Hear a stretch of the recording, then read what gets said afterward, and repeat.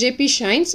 இன்றைக்கி நம்ம வீடியோவில் என்ன பார்க்க போகிறோன்னா, ஒரு மோர் கடிகிற மிஷின் எப்படியெல்லாம் ஒர்க் ஆகுது, அதை எப்படி யூஸ் பண்ணணும், என்ன மாதிரியெல்லாம் யூஸ் பண்ணலாம் இந்த மிஷினில் அப்படின்னு ஒரு ஸ்மால் டெமோ தான் காமிக்கிறேன். ஃபஸ்ட்டு இந்த மிஷினில் வந்து சைடில் ஒரு பிளாக் கலரில் ஸ்க்ரூ பட்டன் கொடுத்துருப்பாங்க. அது இந்த வெசலை வந்து வெளியே எடுக்கிறதுக்கு, லூஸ் பண்ணி வெளியே எடுக்கிறதுக்கு. ஸ்ட்ரைட்டாக எடுத்தால் இந்த வெசலை வெளியே எடுக்க முடியாது, கொஞ்சம் பெண்ட் பண்ணி தான் இதை எடுக்கணும். உள்ளே ஒரு ஸ்டிரர் கொடுத்துருக்காங்க, அதுக்கு டாப்பில் வந்து ஒரு லிட் கொடுத்துருக்காங்க. இந்த ஸ்டிரர் வந்து பிளாஸ்டிக்கில் தான் இருக்குது, நல்லா திக்காகவும் இருக்குது.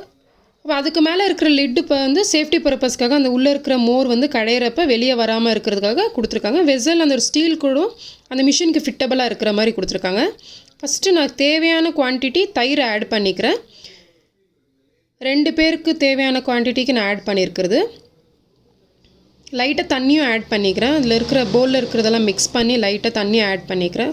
ஃபஸ்ட்டே நான் நிறைய ஆட் பண்ணல, ஏன்னா குவான்டிட்டி வந்து நான் ரொம்ப லெஸ்ஸாக எடுத்துருக்கிறதுனால தேவையான அளவுக்கு மட்டும்தான் ஆட் பண்ணியிருக்கேன்.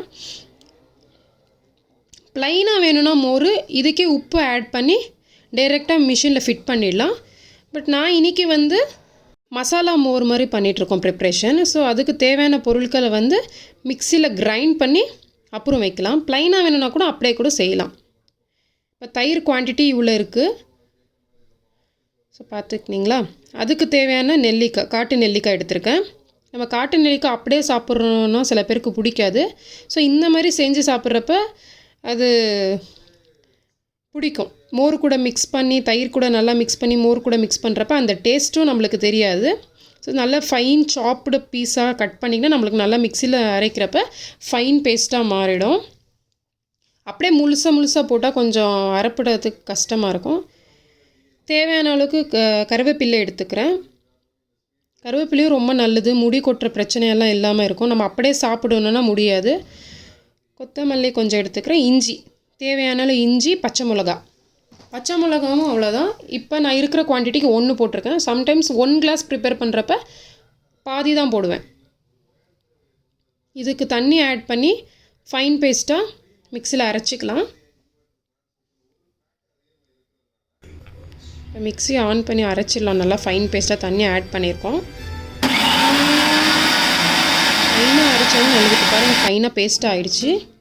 ஓப்பன் பண்ணி காமிக்கிறேன் பாருங்கள். இதே மாதிரி ஃபைனாக அரைச்சிக்கிட்டால் நம்மளுக்கு அது குடிக்கிறப்ப வாயில் வந்து நம்மளுக்கு கிடைக்காது. நல்லா ஃபைனாக நல்லா பேஸ்ட்டாக அரைச்சா வாய்க்கு வந்து ரவையாக கிடைக்காது.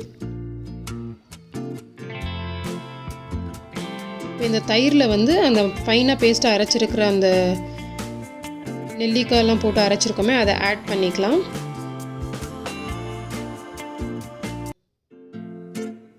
இந்த மாதிரி நைஸாக அரைப்படுறப்ப நம்மளுக்கு குடிக்கிற டைமில் வந்து வாயில் வந்து சிக்காது. இன்னொன்று பெனிஃபிட் என்னென்னா, இது தயிரில் ஆட் பண்ணி குடிக்கிறனால நம்மளுக்கு அந்த கருவேப்பிலை, காட்டு நெல்லிக்காயோட டேஸ்ட்டும் நல்லாயிருக்கும். தேவையான அளவுக்கு உப்பு ஆட் பண்ணிகிட்ருக்கேன். கல்லுப்பு இருந்தால் நீங்கள் கல்லுப்பு ஆட் பண்ணிக்கோங்க. இப்போ நல்லா மிக்ஸ் பண்ணியிருக்கோம். அந்த மிஷினில் ஃபிட் பண்ணிடலாம். ஃபஸ்ட்டு ஸ்டிரரை வச்சு மேலே லிட் போட்டுடுறேன். லிட் போட்டு கொஞ்சம் கிராஸாக பெண்ட் பண்ணி உள்ளே வச்சுக்கலாம் மிஷினில். இந்த ஸ்ட்ரைட்டாக எடுத்துகிட்டு போனால் அந்த கம்பி வந்து இடிக்கும். அதேமாரி அந்த பிட்வீனில் இருக்கிற ஹோலில் ஃபிக்ஸ் பண்ணி இந்த ஸ்க்ரூவை டைட் பண்ணிடலாம். டைட் பண்ணிட்டு மேலே ஒரு வாட்டி செக் பண்ணிக்கணும். நம்ம டேரெக்டாக தான் பண்ணிப்பறேன். நான் இழுத்து பார்க்குறேன், இல்லைன்னு வச்சு இது ப்ராப்ளம் ஆகிடும். லூஸ் ஆகிடுச்சுன்னா ப்ராப்ளம் ஆகிடும். சுவிட்ச் ஆன் பண்ணி, மிஷின்லேயும் ஒரு சுவிட்ச் கொடுத்துருப்பாங்க சேஃப்டிக்காக, ஆன் பண்ணிடலாம். இப்போ பாருங்கள் நல்லா திரும்புது, நல்லா சுற்றுது பார்த்தீங்களா.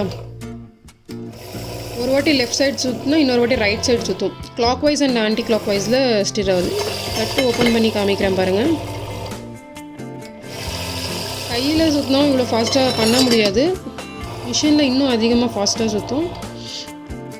10 மினிட்ஸ் மேக்ஸிமம் 10 மினிட்ஸ் விட்டால் போதும். டைம் நோட் பண்ணிவிட்டு ஆஃப் பண்ணிடலாம்.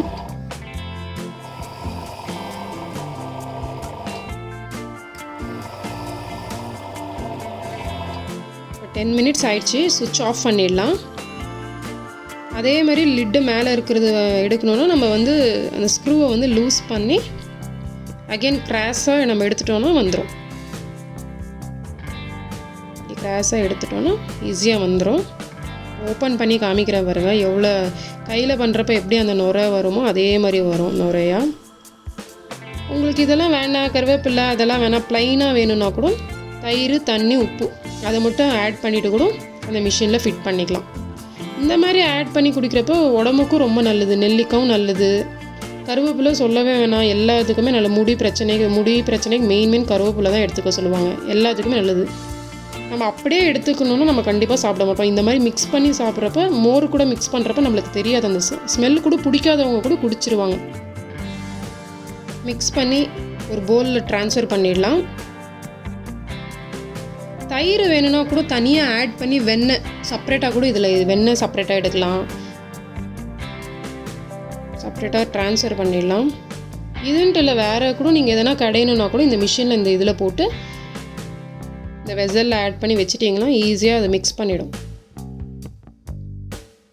க்ரீன் கலரில் இருந்தது வந்து லைட் க்ரீன் கலரில் மாறிடுச்சு. இந்த வீடியோ உங்களுக்கு பிடிச்சிருந்தா லைக் பண்ணுங்கள், ஷேர் பண்ணுங்கள், மறக்காமல் சப்ஸ்கிரைப் பண்ணுங்கள். அப்படியே சைடில் இருக்க பெல் ஐக்கானும் கிளிக் பண்ணிக்கோங்க.